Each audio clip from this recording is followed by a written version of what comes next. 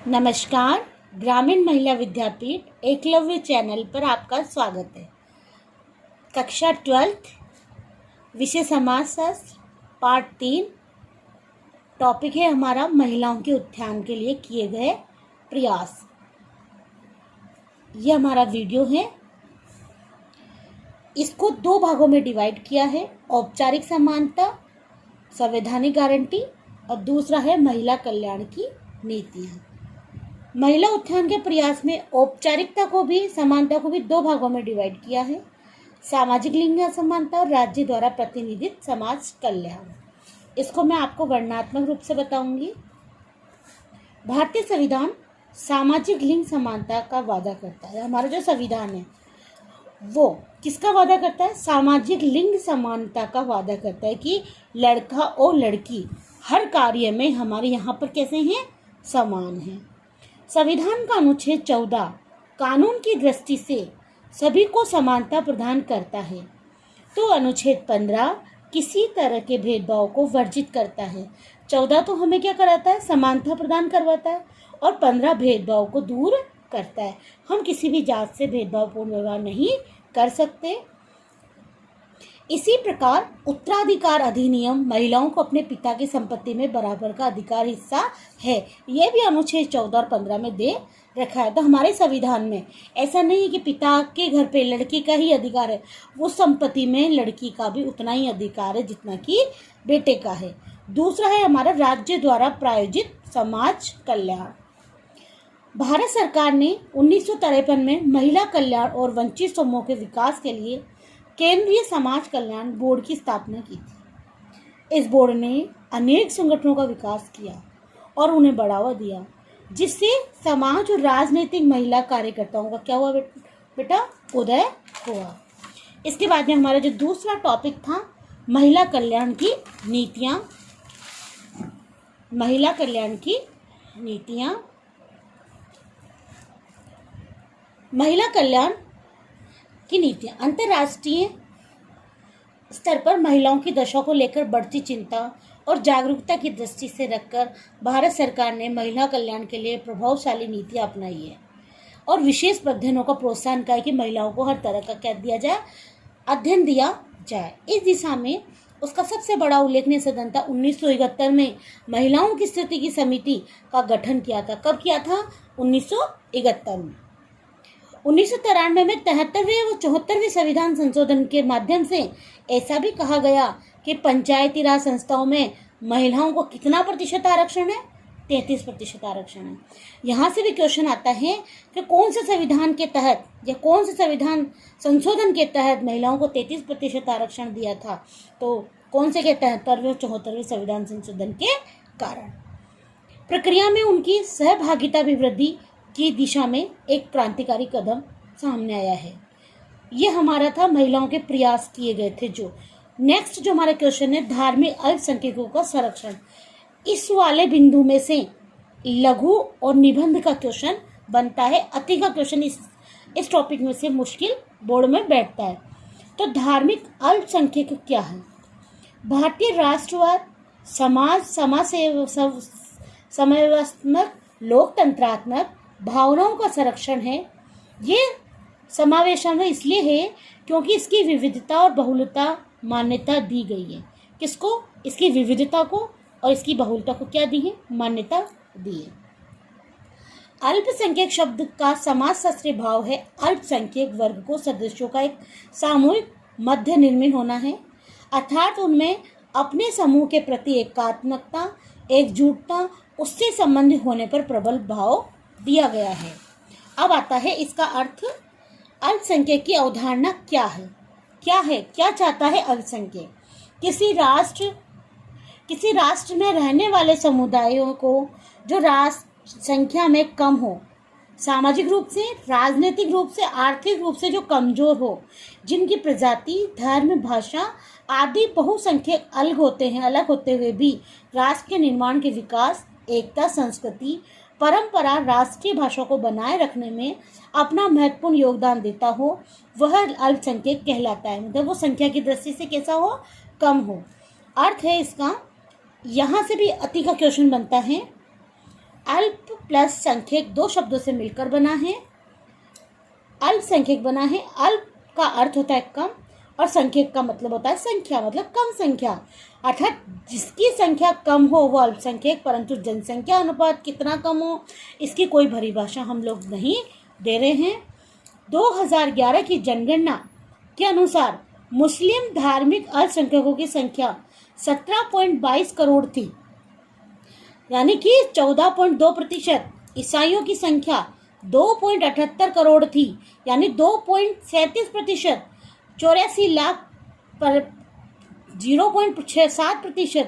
क्रमशः जैन धार्मिक अल्पसंख्यकों की कुल संख्या 45 लाख 0.4% तथा अन्य 78 लाख 0.7% मानी गई है।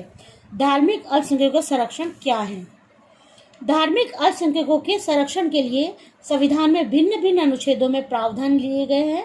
इन प्रावधानों के पीछे उद्देश्य भारतीय लोकतंत्रात्मक भाव का संरक्षण है एवं सर्वधर्म लोकतंत्र मूल भाव किसी भी प्रकार के विभेद को दूर करना, किसी भी प्रकार का विभेद हो उसको दूर करना ही क्या कहलाता है? धार्मिक संख्यक कहलाता है।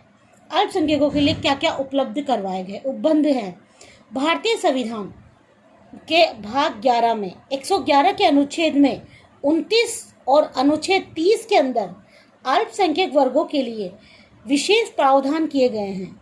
संविधान में अल्पसंख्यकों के हितों की रक्षा के लिए जो उपबंध किए गए हैं वो निम्न प्रकार से हैं।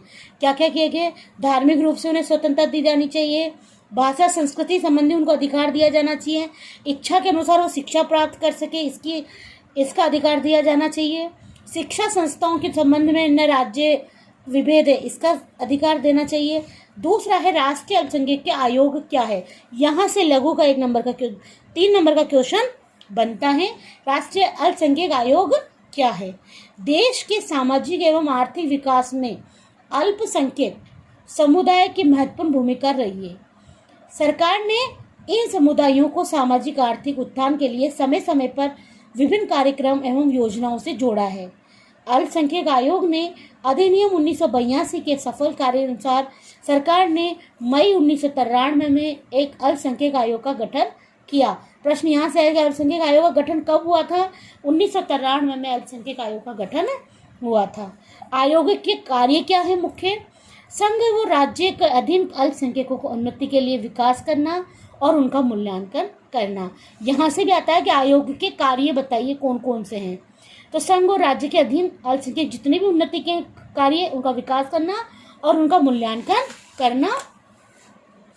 दूसरा है अल्पसंख्यकों हितों की रक्षा के लिए केंद्र तथा राज्य सरकार द्वारा बनाए गए रक्षा को उनको उपायों को सुनिश्चित करना, भेदभाव की समस्या को अध्ययन करना और उन भेदभाव को क्या करना? दूर करना। तीसरा, भेदभाव समस्या को दूर करना, अल्पसंख्यकों को सामाजिक आर्थिक शैक्षणिक विकास के लिए मुद्दे का अध्ययन करना। तीसरा आता है हमारा राष्ट्रीय अल्पसंख्यक आयोग 1997 क्या है? अल्पसंख्यक की सुरक्षा उपायों का मूल्यांकन तथा उनका अनुसरण करना ही 1997 है। सरकार ने अन्य विभागों के सुझाव देना, अधिकारों से वंचित करने की शिकायतों पर गंभीरता से विचार करना, आयोग के विषय पर विचार करना, ये सब 1997 के अंदर आते हैं।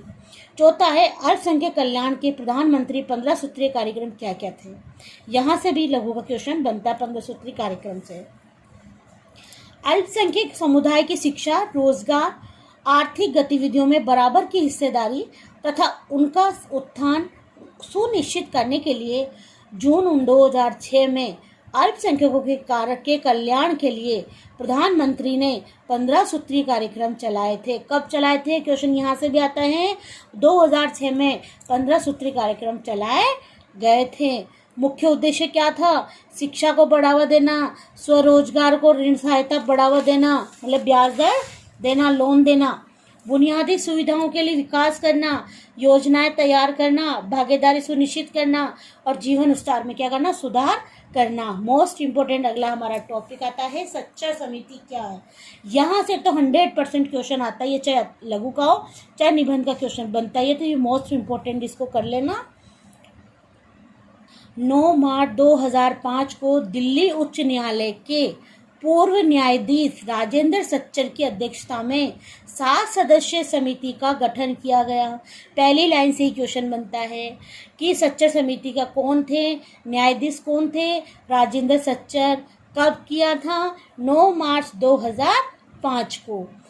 इस समिति का उद्देश्य था मुस्लिम अल्पसंख्यक समुदायों को आर्थिक, शैक्षिक स्तर पर अध्ययन कार्य कर। सच्चर समिति किसको चाहती थी? मुस्लिम समाज के लिए आर्थिक और शैक्षिक रूप से उनको कार्य करना चाहती थी। समिति ने अपनी रिपोर्ट 8 जून 2006 को सरकार को सौंप दी और इसी की मुख्य सिफारिशें निम्न प्रकार से। अब क्या क्या थी सिफारिशें? मुसलमानों को क्या चाहती थी? मुस्लिमों में रोजगार दर बढ़ाई जाए, उनके आवश्यकताओं के उपाय के लिए किए जाएं, वंचित अल्पसंख्यक समुदाय के हितों के लिए सुविचारित प्रतिनिधित्व के लिए एक समान अवसर आयोग गठन किया जाए, मदरसों की व्यवस्था की जाए, मदरसों को सीनियर सेकेंडरी विद्यालयों से जोड़ा जाए, इनके द्वारा नियमित उपाधियों की रक्षा की जाए, परीक्षाओं के अहिता हेतु मान्य किया जाए, इसलिए मुस्लिम समुदायों को आगे की ओर बढ़ाया जाए। ये सच्चर समिति का कार्य था। क्या था सच्चर समिति? ये इंपॉर्टेंट है, इसको पढ़ लेना। अल्पसंख्यकों को शिक्षा।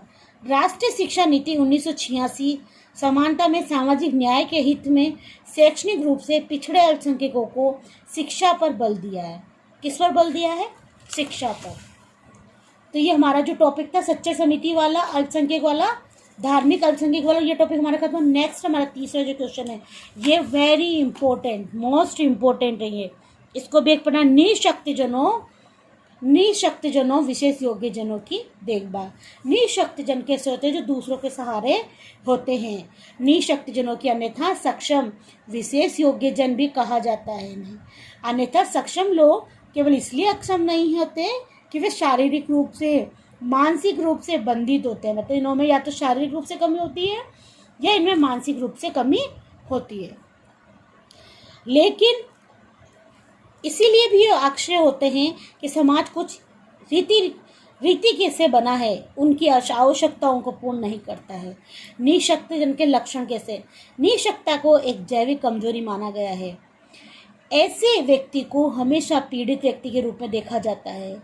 विकलांगता के पिछले जन्मों की कर्मों को परिणति माना जाता है। कहा जाता है कि तुम विकलांग हो तो अगले जन्म की कोई न कोई सजा होगी। विकलांगता निम्न प्रकार की मानी गई है। कैसी विकलांगता? दृष्टिबाधिता, किसी को कम दिखता हो, अल्पदृष्टिता, जिसको थोड़ा सा दिखता हो, कुष्ठ रोग, उसके कोई कुष्ठ रोग हो, श्रवण बाधिता, वो सुनने में कमजोर हो, चलन विकलांगता, उसकी चाल कमजोर हो, मानसिक रोग हो, मानसिक मंदता हो, स्वलीनता हो, प्रमस्तिष्क हो, अंगघात हो, ये आदि क्या कहलाते हैं? निशक्तजन व्यक्ति कहलाते हैं। विशेष योग्यजन हेतु संवैधानिक प्रावधान।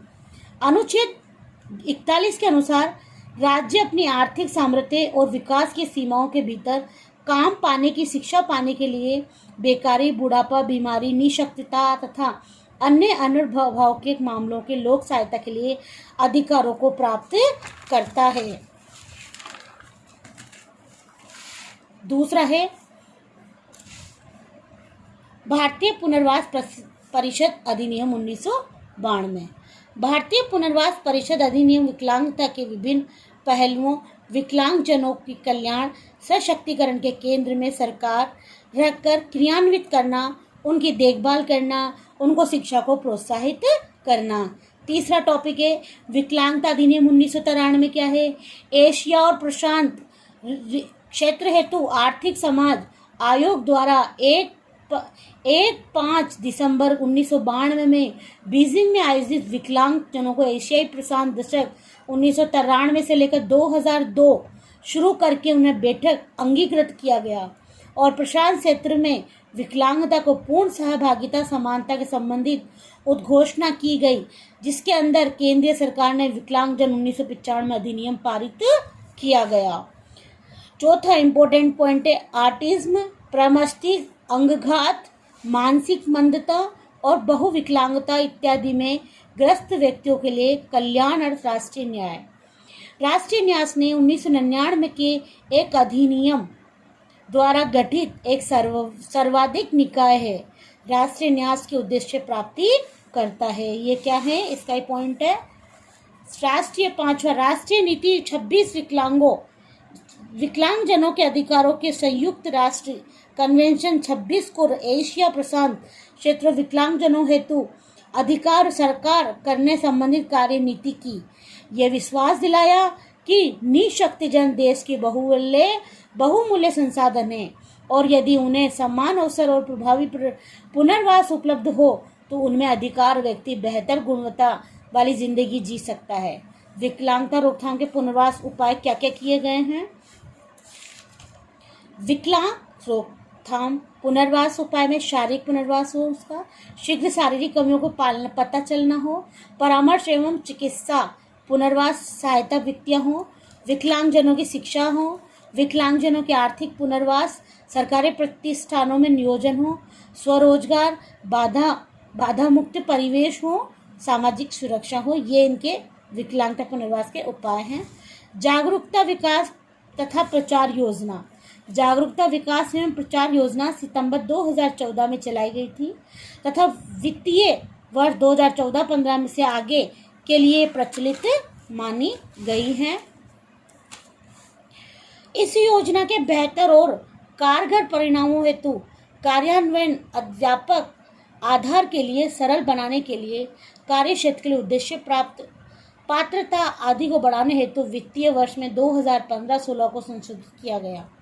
विकलांगजन सशक्तिकरण विभाग विकलांगजनों निशक्तजनों के कल्याण और सशक्तिकरण पर लक्षित विभिन्न नीतिगत मसलों पर ध्यान केंद्रित और संबंधित गतिविधियों को सार्थक जोर देने के लिए 12 मई 2012 को सामाजिक न्याय अधिकारिता मंत्रालय से अलग करके एक डिसेबिलिटी कार्य विभाग बनाया गया। दिनांक 8/12/14 को इस विभाग का नाम बदलकर विकलांगजन सशक्तिकरण कर दिया। यहाँ से इम्पोर्टेंट क्वेश्चन है तो यहाँ से भी क्वेश्चन बनता है। ये विभाग विभिन्न पदाधिकारों संबंधित केंद्रीय मंत्रालयों, गैर सरकारी संगठनों, राज्य संघ राज्य क्षेत्र सरकारों इत्यादि के बीच प्रभावी करीबी समन्वय सहित विकलांगजनों हेतु विकलांगता को संबंधित मामलों के लिए एक नोडल एजेंसी के रूप में कार्य करा और इन्होंने क्या करा, इस योजना को आगे की ओर बढ़ाया। ये वीडियो समझ में आया हो, अच्छा लगा हो तो इसको लाइक कीजिए। धन्यवाद।